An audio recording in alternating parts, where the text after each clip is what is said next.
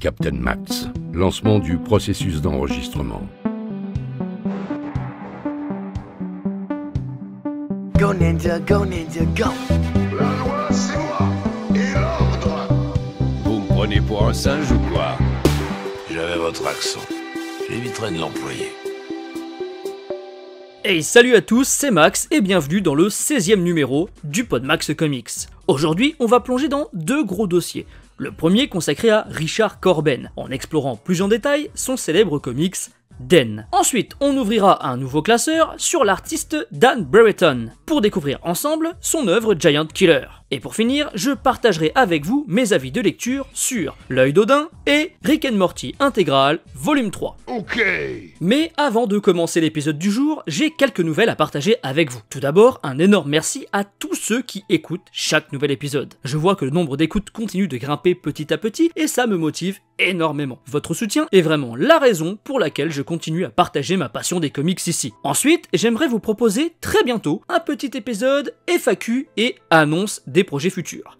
L'idée, c'est de continuer à faire évoluer le podcast avec vous. Alors n'hésitez pas à me poser vos questions, que ce soit sur les comics, mes lectures, le podcast ou même la chaîne YouTube, enfin ce que vous voulez. Je prendrai le temps d'y répondre dans cet épisode dédié. Vous pouvez m'envoyer vos questions via Substack dans l'onglet commentaires. C'est totalement gratuit et vous n'avez pas besoin de vous abonner à la newsletter. Même si ça reste totalement gratuit, ça aussi, et ce serait dommage de ne pas recevoir directement le podcast et l'article Substack par mail dès leur publication. Autre chose, je me demande aussi si ça vous intéresserait que j'ouvre un Discord pour le Podmax Comics. Ce serait un espace pour échanger nos avis de lecture, partager nos coups de cœur ou nos petites déceptions et discuter ensemble de cet incroyable univers qu'est celui des comics. Et j'ai déjà quelques idées pour rendre le serveur à la fois dynamique et fun pour vous avec des petits jeux et même un salon avec une histoire où vous êtes le héros, où j'écris un script et vous choisissez les actions, etc. Enfin, il y a de quoi faire.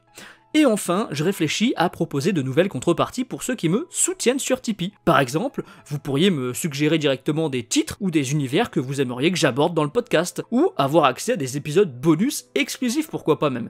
Enfin, dites-moi ce que vous en pensez, et si vous avez d'autres idées, je suis tout oui. Sur ce, je vous retiens pas plus longtemps, rendez-vous dans les commentaires sur Substack, et je vous laisse avec l'épisode du jour. Lors du podcast précédent, je vous ai parlé de Monde Mutant de Richard Corben, sans trop vous présenter le monsieur. Eh bien, aujourd'hui, on va replonger à nouveau dans son univers de fantasy pour adultes. Et je vais alors en profiter pour vous présenter un peu ce grand monsieur, ainsi que le contexte de création de son comics Den, publié en français chez Delirium. Né en 1940 dans le Kansas, c'est à l'âge de 25 ans que Richard termine ses études d'art. Il entame aussitôt une carrière en tant qu'animateur de dessins animés pour l'entreprise Calvin Studios. Et c'est chez eux qu'il va créer le court-métrage Neverwhere, un univers de fantasy monochrome avec comme personnage principal Den, un guerrier au corps très athlétique en tenue d'Adam. Mais à côté de ce travail alimentaire d'animateur, il consacre tout son temps libre à son hobby, la création de bandes dessinées. Il participe alors à l'illustration de nombreux fanzines pendant presque 5 années, avant de décider d'en faire son métier. À la fin des années 60, l'underground était à la mode dans le milieu des comics. C'est pourquoi, en 1970, Richard lance son propre magazine du nom de Fantagore. On y retrouve alors ses thèmes de prédilection, que sont l'horreur, la fantasy et la science-fiction, avec pour influence des artistes comme Edgar Allan Poe, Robert E. Howard et H.P. Lovecraft. Mais malheureusement, son magazine est un désastre commercial, considéré comme trop cher, trop luxueux et visant un public trop adulte. Il cède alors sa série à l'éditeur Rip-Off Press, dès le second numéro, puis à la maison Last Gasp pour le tome 3. Il comprend que vivre des comics underground va être une chose assez compliquée, puisque le style est sur la pente descendante, et après ses petits travaux chez les Big Two, il décide de ne plus continuer de travailler pour eux, estimant qu'il y avait bien trop de concessions à faire pour trop peu de liberté. Il proposa alors ses services à d'autres éditeurs, notamment à Warren Publishing sur des séries telles que Creepy, Eerie et Vampirella. J'ai d'ailleurs réalisé une vidéo documentaire de 26 minutes sur le sujet si ça vous intéresse. Mais en 1973, Corben relance son personnage de Den dans une courte histoire en 15 pages de bande dessinée dans Grim Wheat numéro 2, qui sera très bien accueilli par le public. Un premier succès personnel pour l'artiste. Si bien qu'il rejoint en 1975 le magazine Metal Hurlant de l'éditeur Les Humanoïdes Associés, créé par Mobius, Druyer et Dionnet. C'est donc dans les pages de Metal Hurlant, ou Heavy Metal aux USA, que Den sortira avec un total de plus de 100 pages pour une histoire bien plus longue. Il y aura même des suites avec Den 2 et Den 3, mais ça, c'est une autre histoire. Dans Den, on suit un jeune homme ordinaire, un peu chétif, et sûrement un peu nerd, vivant reclus chez lui. Enfin, ça, c'est juste dans les premières cases, car très vite, il va être transporté dans un monde parallèle très mystérieux. Là-bas, il renaît dans un corps de colosse, nu comme un ver, nommé Den. Et à partir de là, c'est la déferlante. Créatures difformes, monstres, sorcières, chamanes, femmes fatales, et surtout, une bonne dose d'érotisme assumé. Car oui, si vous avez été choqué par le zombie dans 28 ans plus tard, ne lisez surtout pas Den, car notre héros se balade constamment la batte de baseball à l'air. Et allez savoir pourquoi, les femmes, très pulpeuses, sont dans la même tenue, là où la plupart du temps, les autres personnages masculins possèdent en général quelques morceaux de tissu pour cacher les parties les plus intimes de leur anatomie. Graphiquement, on retrouve évidemment le style de Corben, personnage musclé à l'extrême, corps hyper charnel, scène qui déborde des cases, et couleurs saturées. Mais là où Monde Mutant m'avait profondément touché par l'humanité de Demento et la manière dont la brutalité et le grotesque servaient un récit avec une vraie émotion, Den reste beaucoup plus dans le fantasme pur, celui du nerd du début probablement, mais le personnage de Den, c'est le héros au corps parfait, le personnage de jeu de rôle par excellence, façonné pour le spectacle avant tout. L'humour noir et la tendresse qu'on trouvait dans Monde Mutant sont ici quasiment absents. On admire, on s'émerveille, mais on ne s'attache pas pour autant aux personnages, et j'ai du mal à ressentir de l'empathie pour eux.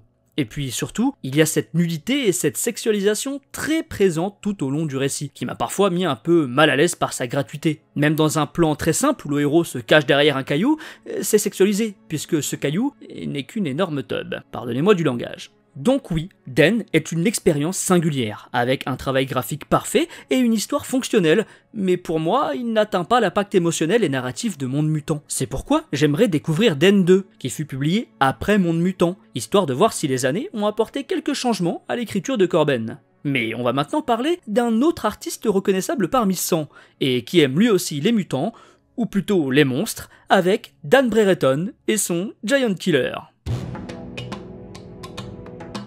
Dan Brereton est un scénariste et illustrateur de comics né en 1965 à San Francisco. Son origin story démarre lorsqu'il avait seulement 2 ans, par un événement qui pourrait paraître anodin, mais qui va s'avérer le mener vers la voie des comics.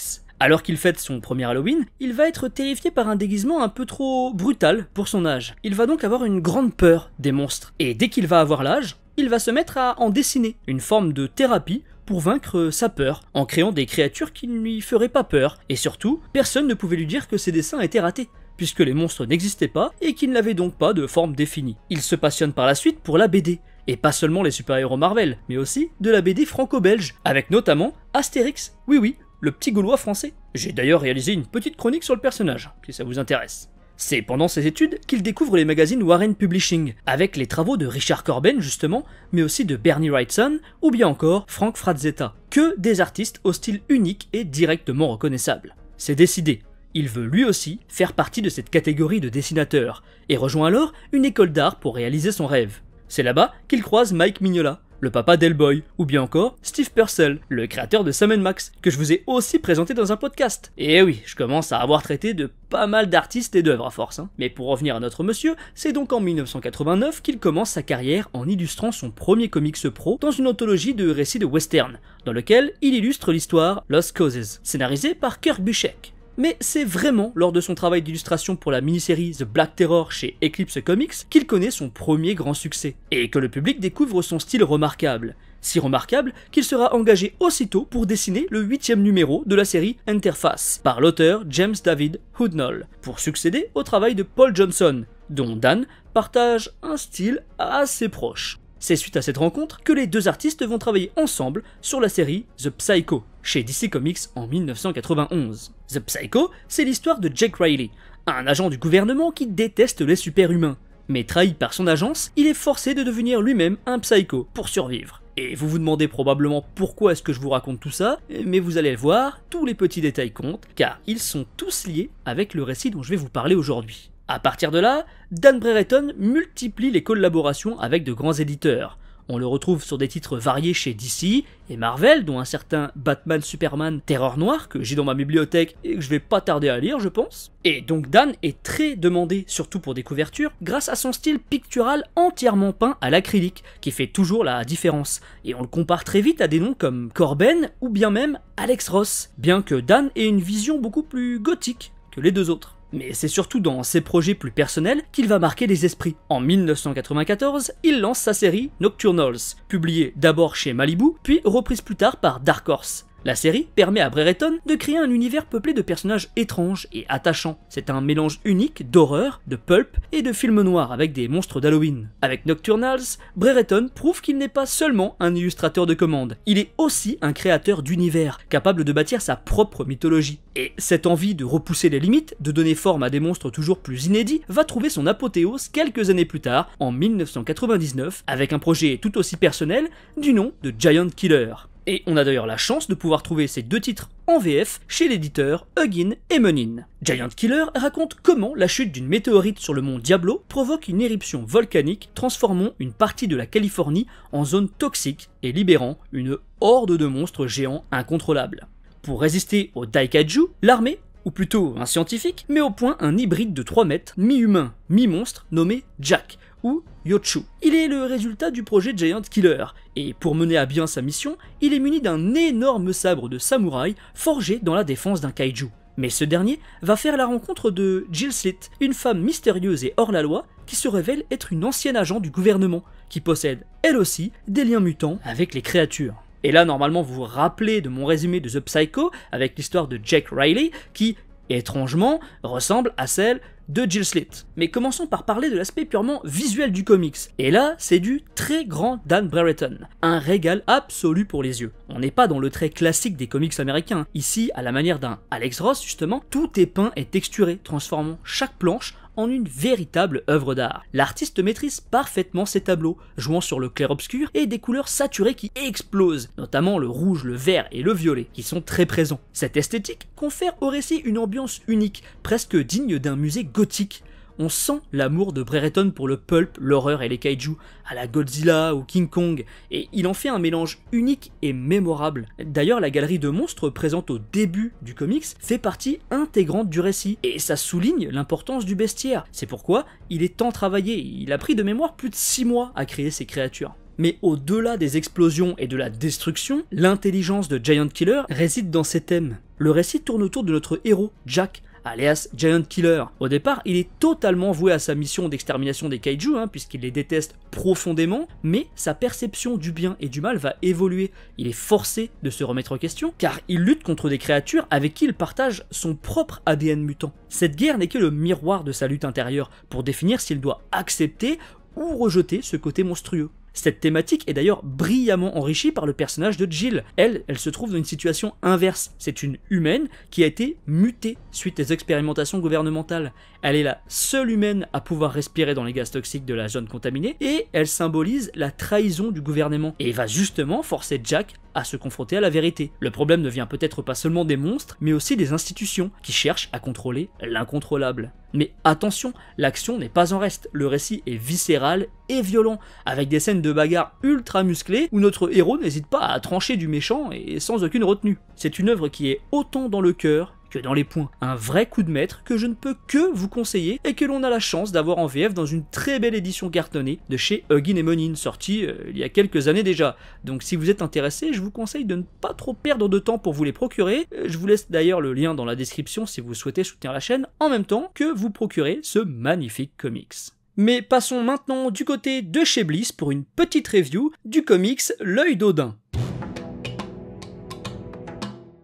S'il y a bien un comics dont j'ai vraiment du mal à vous parler, c'est L'œil d'Odin, par Joshua Dysart et avec l'incroyable Thomas Giorello au dessin. La raison, c'est qu'en plus de ne pas avoir trop accroché à la lecture, c'est que je ne suis pas sûr d'avoir tout compris. Le scénario laisse quasiment libre à toute interprétation, donc je suis un peu perdu et je vais vous présenter ça comme je l'ai perçu, donc je suis désolé si j'ai tout compris de travers. L'histoire suit essentiellement une jeune fille à l'esprit tourmenté, dans une époque viking nordique, brute et violente. Mais ne vous attendez pas à un récit linéaire, avec des explications claires ou des dialogues qui vous tiennent par la main. Dysart choisit de plonger le lecteur dans la confusion et la folie intérieure de son personnage. Et c'est là que le bas blesse pour moi. Si la démarche est intéressante sur le papier, à la lecture c'est assez déstabilisant.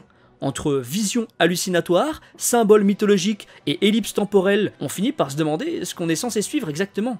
C'est une expérience, oui, mais une expérience qui peut perdre plus qu'elle ne captive. Malgré tout, le travail sur le personnage est fascinant. On sent que Dysart a voulu explorer la psychologie d'une jeune fille isolée, enfermée dans un monde où violence et superstition dominent tout. Je pense qu'on ne lit pas ce comics pour saisir chaque détail de l'intrigue, mais pour ressentir une tension, la folie, la fragilité de ce personnage, qui est totalement plongé dans un monde impitoyable. Mais surtout, le plus grand intérêt est de se laisser emporter par les sublimes planches de Thomas Durello, qui ressemblent plus à des toiles de musée d'art qu'à des cases de bande dessinée. Cependant, cette force graphique n'est pas suffisante pour rendre l'ensemble accessible. L'œil d'Odin demande une implication constante du lecteur. Il faut se concentrer, accepter de ne pas tout comprendre et apprécier l'atmosphère plus que l'histoire. C'est presque un récit expérimental au final. En résumé, c'est un titre qui m'a laissé perplexe du côté de son scénario, mais en totale admiration pour ses illustrations. Mais partons maintenant dans autre chose de complètement plus bordélique, mais que je comprends bien mieux, Rick and Morty intégral,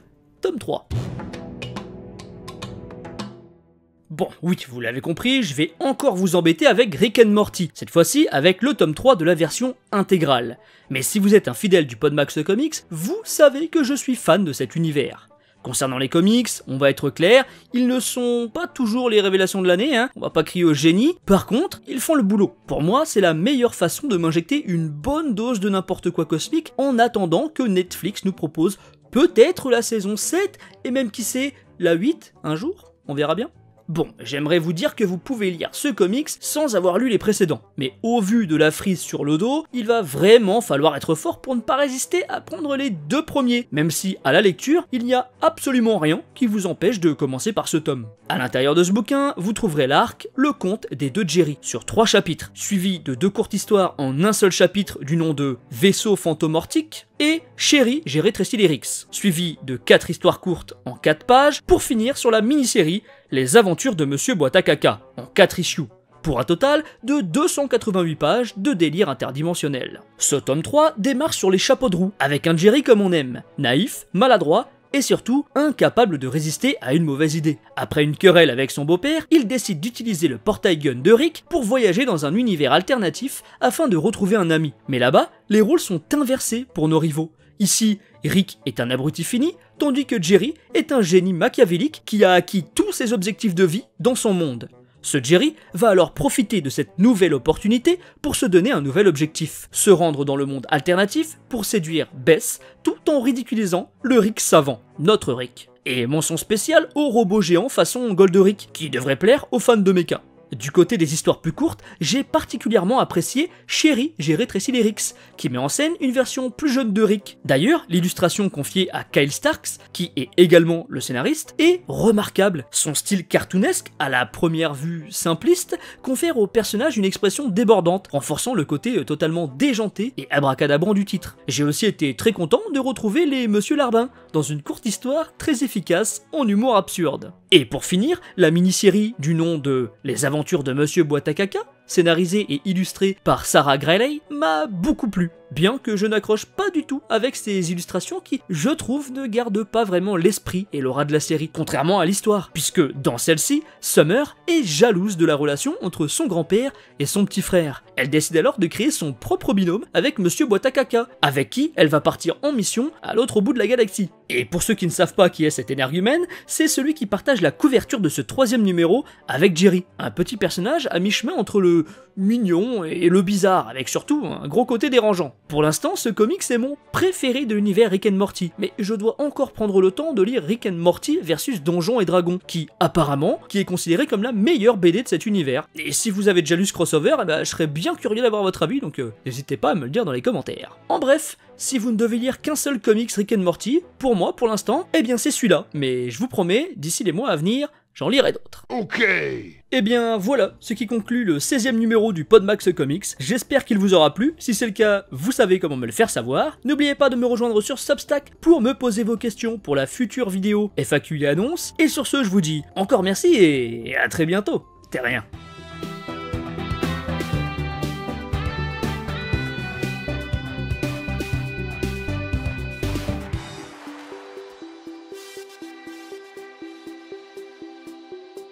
Fin de l'enregistrement.